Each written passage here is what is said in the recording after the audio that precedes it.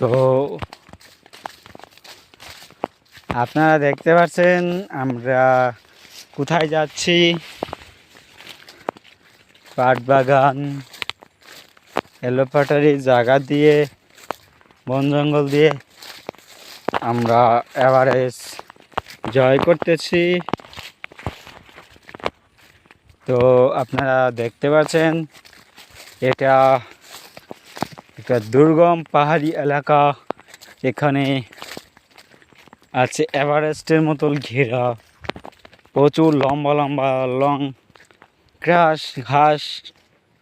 তো আপনারা দেখতে পাচ্ছেন এটা অনেক বাধা বিপত্তি পার করে আমরা আমাদের কাঙ্ক্ষিত লক্ষ্যে পাহাড়ের জমির দিকে আগায়া যাচ্ছি।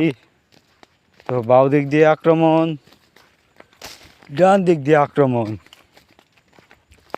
টান টান উত্তেজনা, তার মধ্য দিয়ে আমরা এগিয়ে যাচ্ছি আমাদের পাটের জমির দিকে।